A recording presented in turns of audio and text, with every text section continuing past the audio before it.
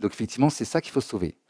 C'est très important, si vous avez groupé des groupes de groupes de groupes, il faut remonter le tout premier. Donc attention, si votre fenêtre, comme moi tout à l'heure, affiche énormément d'éléments, peut-être il est masqué. Vous voyez là, je vais vers la gauche.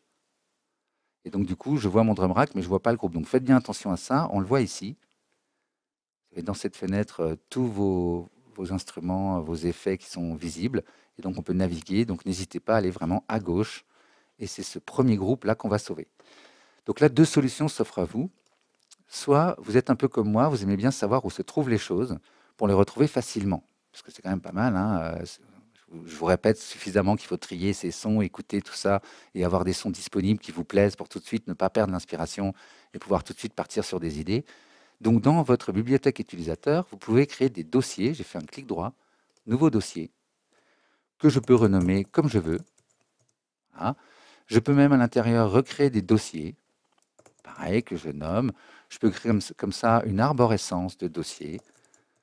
Voilà, ici, je peux recréer un dossier dedans pour mettre autre chose. Et vous voyez, c'est ce que j'ai fait ici, là, dans Z perso. J'ai les drum racks, des sous-dossiers avec batterie, etc. Instruments, des sous-dossiers avec basse, drone, etc. Et donc, au fur et à mesure, vous faites une bibliothèque de sons. Ce qui est intéressant, c'est que votre bibliothèque utilisateur ne va pas vous quitter, donc vous n'allez jamais perdre vos sons.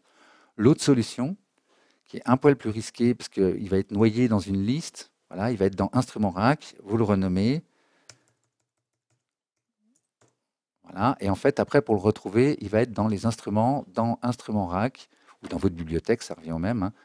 Donc, tac, tac, tac, Instrument Rack, et on va le retrouver ici, je l'ai appelé 111, donc on va le voir défiler. Donc, vous voyez que c'est un peu compliqué. Donc, peut-être l'astuce, c'est vous le sauvegardez, Entrée, donc il existe déjà, je le remplace. Si par exemple j'ai fait des modifications, j'ai amélioré mon drum rack, et là tout de suite vous lui mettez une couleur. Je ne saurais que trop insister. D'accord. Et comme ça, vous allez le retrouver facilement dans vos drum racks préférés. Voilà, vous rangez ici, vous pouvez renommer, hein, vous savez ça, vous renommez. Et donc vous rangez vos sons comme ça pour les retrouver facilement. Je vous le conseille, parce que faire des drum racks, prendre du temps, puis après passer un temps fou à les retrouver, tout ça, c'est peut-être pas terrible. Donc si vous utilisez la disquette, eh ben, mettez-leur une collection. Sinon, effectivement, ou des tags. Je ne vais pas rentrer dans le détail. Allez dans Introduction à Live 12, le dojo sur l'introduction, je parle des tags. Et donc sinon, bah, effectivement, vous créez des dossiers. C'est peut-être le plus simple, et comme ça, vous glissez dans le bon dossier, vous êtes tranquille, vous retrouvez facilement vos drum racks et tout ça.